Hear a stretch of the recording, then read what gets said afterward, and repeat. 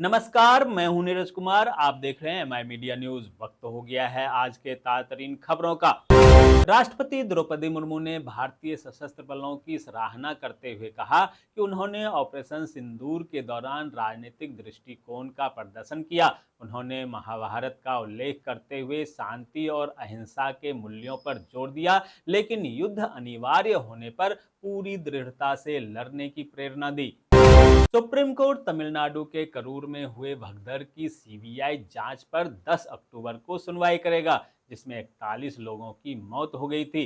भाजपा नेता उमा आनंद ने सीबीआई जांच की मांग को लेकर याचिका दाखिल की है। कल केंद्रीय कैबिनेट की बैठक में कई महत्वपूर्ण निर्णय लिए गए, जिसमें 4 नई रेलवे परियोजना शामिल है। वडोदरा, रतलाम और भुसावल वर्धा के बीच तीसरी और चौथी लेन के निर्माण को स्वीकृति दी गई। वहीं इटारसी चौथा बीना के चौथे लेन को भी मंजूरी मिली। केंद्रीय मंत्री अश्विनी वैष्णव ने बताया कि इन रेल कॉरिडोर से 41% यातायात होता है और इन्हें मजबूत करने के लिए कई परियोजनाएं शुरू की गई है। समाजवादी पार्टी के नेता अवधेश प्रसाद ने कहा है कि इतिहास गवाह है कि वोट की चोरी नहीं बल्कि वोट की डकैती की गई है। उन्होंने विशेष रूप से अयोध्या के मिल्कीपुर विधानसभा क्षेत्र का जिक्र किया, जहां वे विधायक थे और सांसद बनने के बाद सीट खाली हुई थी।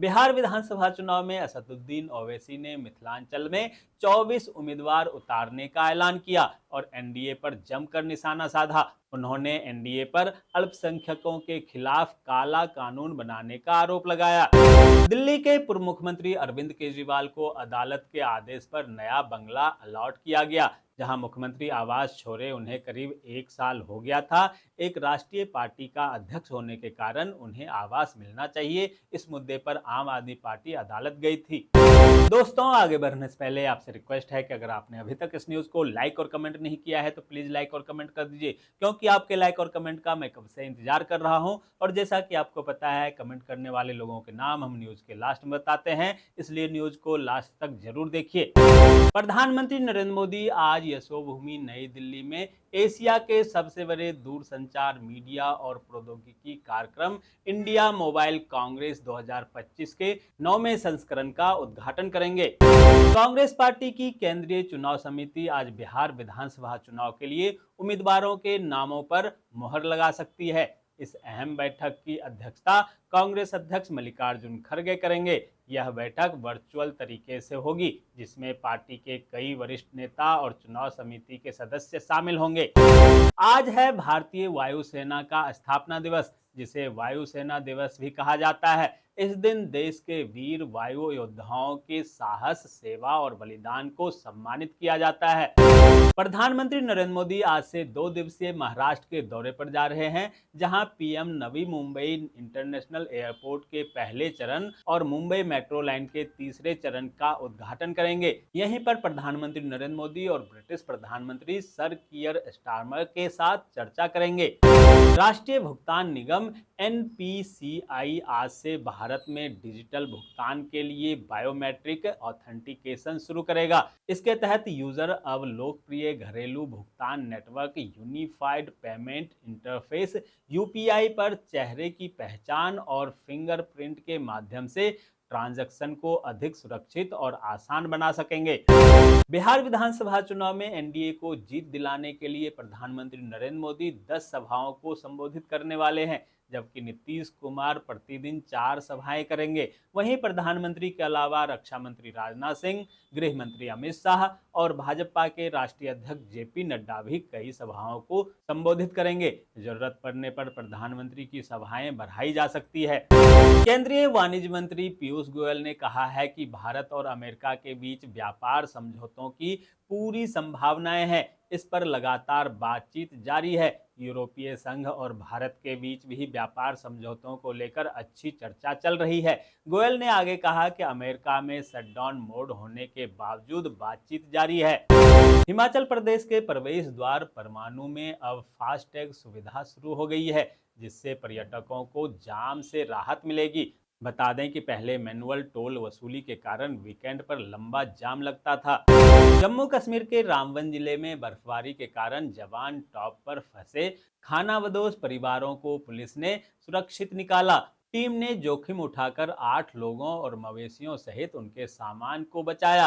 खराब मौसम और फिसलन भरी ढलानों के बावजूद पुलिस ने त्वरित कार्रवाई कर इन सभी को सुरक्षित स्थान पर पहुंचाया।